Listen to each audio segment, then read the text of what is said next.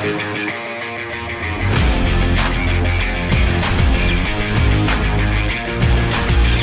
morning to you this morning, and welcome to Sports in A Jiffy on the Morning Park Show, coming to you from the studios of Empire Radio 102.1 FM. This package comes from listening pleasure. Weekdays 10 a.m. to 10 minutes on the flip side of 10. It's the Monday edition today, a new week. Today, the 9th day in the month of October, year 2023. And there's a soft reminder that can keep track of these updates and more by following us on our social media platforms on X and on Instagram at Impact102 World. You can watch us live on Facebook, Impact Radio 102.1 FM. And we're live on YouTube, Impact 102.1 FM. Ayode Jajibwe is my name. And most definitely, I've got my queen in the studios this morning. Delectable Oluwatomi with the EYO Brode. Let's leave it at that. Weekend full of actions, guys. Super packed weekend it is. Everywhere, I mean, here and there, Tony on your own.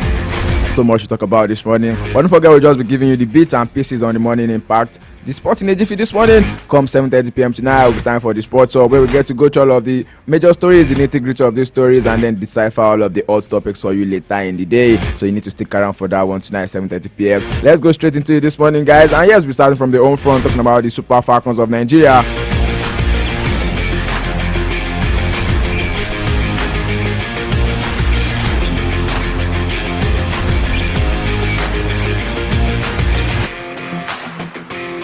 Paris 2024 Olympics. Yes, the list has been released for those people who will be actually representing the Super Falcons of Nigeria. Goalkeeper Chiamaka Nandozie, defender Osinachi Ali, and forward assistant Oshoala headline a list of 22 players invited to Super Falcons camp for this month's Paris 2021 Women's Olympic Football Tournament qualification fixture against the senior women national team of Ethiopia. Ethiopia will host the first leg of the second round fixture in Addis Ababa on Wednesday, 25th October, with the second leg in Nigeria on Tuesday, 31st October. Ethiopia eliminated Chad in the first round of the series as nine-time African champions Nigeria drew a bye. Don't forget that the Super Falcons, who finished 8th at the 32-team FIFA Women's World Cup finals of Australia and New Zealand in the summer, also drew a bye to the third round of the 2024 Women's African Cup of Nations qualification series after Sao Tome and Principe senior girls scratched the tie. The Falcons will be up against the counterparts from Cape Verde in the third round of that series at the end of November.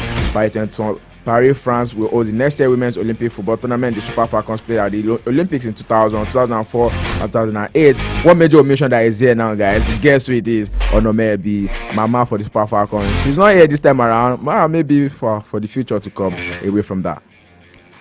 She's not here on the list. If we are talking, if she's there, if we talk, I will let her rest. Moving away from the Super Falcons and going on to the Super Eagles, Tyron Ebuehi and Umar Sadiq have been drafted in as replacements for Taiwo Awoniyi and Ola ahead of the Super Eagles international friendly games against Saudi Arabia and Mozambique. Nottingham Forest stars Awoniyi and Aino will miss the friendly games due to injuries. They were initially included in the 25-man squad unveiled by Jose Pesero last Monday. Both players did not feature in Forest goalless draw away to Crystal Palace on Saturday. Prior to the game at Selhurst Park, Forest manager Steve Cooper revealed that Awoniyi will be out for up to 1 month with groin injury. Awoniyi has scored 3 goals in 7 league appearances, while Aino has made 5 outings in the English top flight. Super Eagles will first take on Saudi Arabia on 13 October before facing Mozambique on October 16, with both games holding in Portugal. I was talking about Nigeria, but then it feels like Teremofitu might just be missing out of that because the island has been injured right now. Yeah, hopefully he gets well soon. And yeah, let's talk about football on the home front this morning. Nigeria's only surviving team in the Continental Championship, talking about Rivers United, have promised to surpass their previous record in the CAF Confederation Cup. The pride of Rivers crashed out at the quarterfinals of the competition last season, losing out to Yanga Sport of Tanzania, but they've qualified for the group stage of the championship this time around.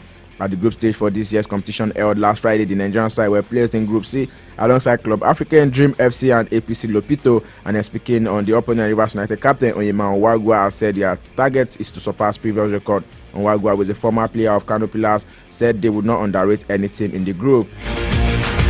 Yes, let's talk about MPFA matches that were played over the weekend. Defending champions in Aba began their quest for another Nigerian Premier League football crown on losing notes yesterday, losing 0-2 to Gombe United in their Week 2 game. The People's 11, who have already been knocked out of the CAF Champions League, succumbed to goals from the boots of Ahmed Jimo in the 43rd and 90th minute of the game. In matches that were played earlier on Saturday, Niger Tornadoes defeated Rivers United 1-0. Plateau United were 1-0 winners, better than Atlant, while Lobby Stars edged a goals field encounter with Sunshine Stars, which ended 3-2. Remo Stars beat Enugu Rangers 2-1. Bendel Assurance defeated 3FC 2-0. Aqua United were held to a goalless draw by Neighbours Sporting Lagos. Kano Pillars beat Neighbours Katsina United 1-0, while Aqua United defeated Abia Warriors 1-0. Still on MPFL, Shooting Stars defender Gali Falke has apologized to the team's supporters and fans of the club after he mistakenly headed the ball into his own net in the team's 0-2 loss to Bender Insurance of Benin.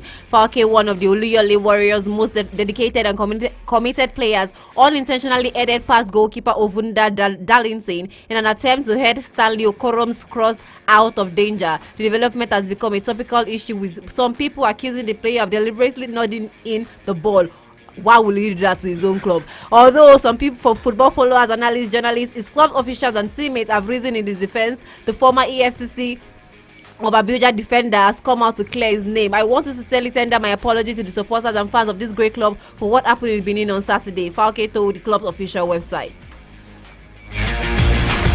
Yeah, so former Super Eagles captain Otunjeji Okocha, Brazil legend Douglas Maicon, and retired Cameroon great Practice Mboma are among former stars across the world built to feature at the inaugural Veteran Clubs World Cup. VCWC is slated to hold in Kigali, Rwanda next year. According to the organizers of the competition, the maiden VCWC will feature players from all the regions of the world, including women legends who will take part in the football competition and also economic forum. Some of the players they listed for the competition are according to the organizer, Jamin Upa, Robert Pires, Gaiska Mendieta, Gaoma, James Gettes, Chosu Miyamoto, Anthony Biafo, Rojamila, and Laura Georges. Nigerian defender Olisanda has won the 2023 MTN 8 trophy with Orlando Pirates, his third trophy since arrival at the club from Aqua United in 2021. Ndar produced a typical man of the match performance despite coming off the bench in the 34th minute for the first time after being out for over 6 months due to a knee injury. A solid centre back for the Super Eagles, you may think. Maybe hopefully he gets to make it to the squad very soon. And let's talk about Nigerian players across Europe. Yes, Nigerian players abroad. Let's talk about Germany first off. Victor Boniface of Bayern Leverkusen. Yes, he had an impressive run with another goal as Bayern Leverkusen beat FC Cologne 3-0 to ensure that they go into the international break as Bundesliga leaders. The 20-year-old striker failed to score at Mainz last week, but returned to the score sheet as he banged in the third goal for the home side. And nearly to Italy this morning, Victor Osimhen of Napoli. Osimhen grabbed the 6th goal of the season against Fiorentina on Sunday, and this time from the penalty spot. Wow! It was the first spot kick for the Nigerians since his penalty miss against Bologna, and the striker quickly converted from the spot to level the score for the Serie A champions. And then we are hearing that it seems like Napoli are looking to hire another striker come January. Let's say that it's going to pan out. Still talking about Italian football. Ademola Lookman started from the bench as Atalanta suffered a 3-2 defeat to Lazio at the Stadio Olimpico on Sunday. And then away from that, talking about Cremonese this morning, David Okereke scored his first goal of the season as Cremonese recorded a convincing 3-1 victory over Como in the Serie B. And in Spain, Omar Sadiq for Real Sociedad. Sadiq's struggle for playing time continued on Sunday as the striker was introduced just a minute before the end of the game as Real Sociedad fell 2-1 defeat to Atletico Madrid. And in the Netherlands, Chuba Akpom of Ajax. Again, Ajax Akpom started from the onset as Ajax won 2-1 defeat at home to AZ Alkmaar on Sunday. And then the midfielder who only started the game for the Dutch side since joining from Middlesbrough was in action for just a minute as Ajax suffered their third consecutive defeat, coming from being the league leader in championship with Middlesbrough, and then you're at Ajax now. You're starting from the bench. Maybe some kind of unnatural situation for Chuba Akpom right now. Let's just hope he leaves that place and then he gets to its form back again.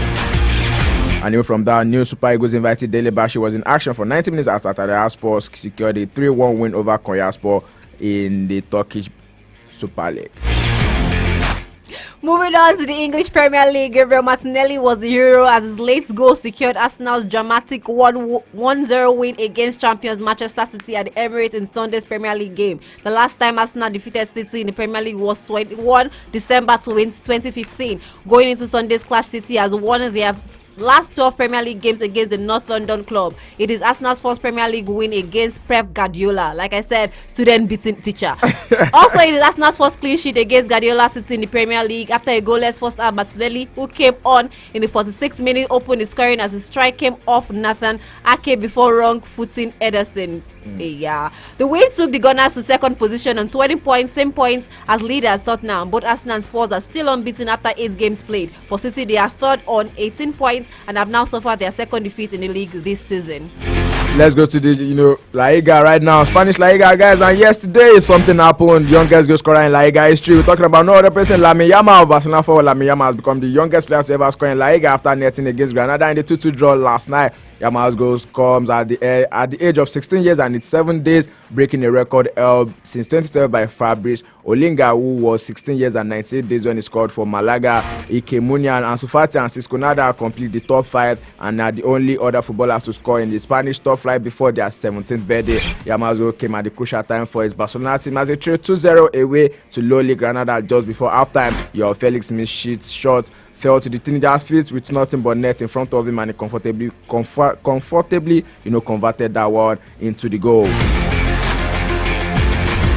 And yeah, just before we call it a wrap on the package, just want to let me tell you that second rank Gasate won the China Open final with a near perfect 6-2 victory over Lyudmila Samsonova on Sunday for her tour leading 5th title of the season. Swate triumph in her first visit to China was her 16th career title and adds to her impressive 10th century order that includes titles at Roland Garros, Doha, Stuttgart and Warsaw. Like a dominant defeat of a third rank Kokagav in the semi-final, Swatek's serve was again the telling difference on Sunday's final, denying Samsonova a single breakpoint opportunity throughout the 69-minute match. Sporting A Jiffy, please. Lastly, before we go, Sevilla has sacked their head coach Jose Luis Mendilibar on Sunday following a run of just 2 wins from their opening 8 games of the La Liga season. The 62-year-old Basque manager helped steer Sevilla away from relegation when he was appointed in March. He also led them to a 7th Europa League title, earning qualification for this season's Champions League. Sevilla will host league leaders Real Madrid on 24th October before facing Arsenal in the Champions League. Sevilla have decided to relieve Jose Luis Mendilibar of his duties as the club's head coach following the results at the start of the season, said the club in a statement yesterday.